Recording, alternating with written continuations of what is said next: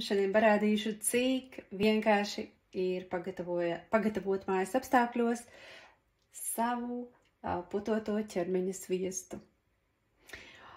Tam vajadzēs šī sviestiņu, kādu no bāzes eļļām. Man ir V6, man ļoti viņa patīk, bet tikpat labi var izmantot kokosriekstu eļļu vai vīno kauliņa eļļu, mandeļeļu pēc izvēles.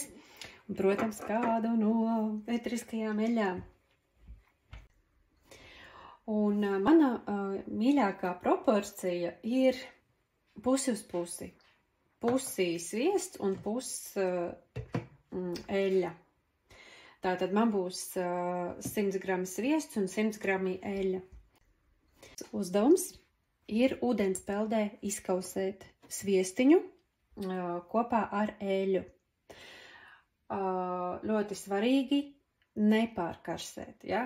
Uz mazas uguns. Tā, es iesaku sagriezt mazākos gabaliņos sviestu, lai ātrāk izkūst, ātrāk un vienmērīgāk.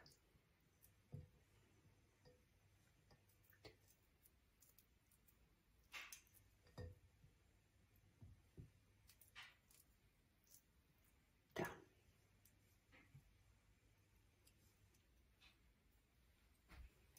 To, kas palicis pie pirkstiem, to var iesmērēt rokās.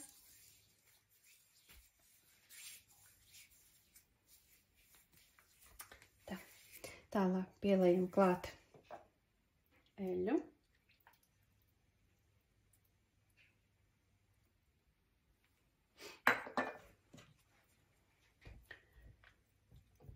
Un tad apmaisot, skatāmies un sekojam līdz, lai lēnītēm sviestiņš izkūst. Mirklis klāt, kad mēs varam pievienot eteriskās eļļas pēc vēlēšanās. Ja? Tātad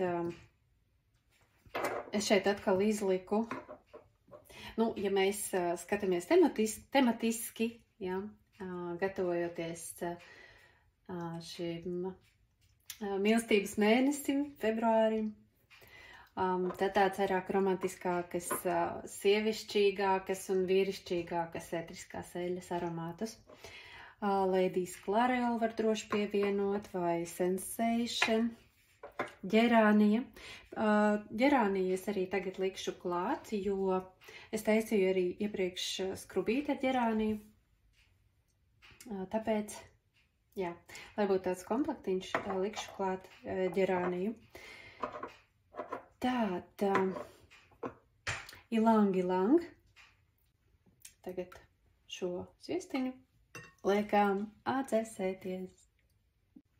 Tagad šo sviestiņu liekam atdzēsēties. Tikko es izņēmu sviestiņu no leduskapja.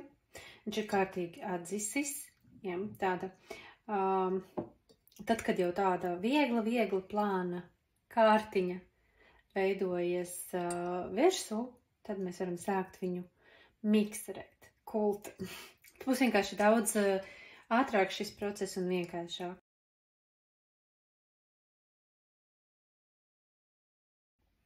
Tātad, ja nepievienoja ēteriskās eļļas pirms mikserēšanas, tad šis ir tas brīdis, kad to var arī izdarīt. Vai arī tikpat labi var iepildīt trauciņos. Un tad katrā atsevišķā trauciņā pievienot tāds ēteriskās eļļas, kādas gribas.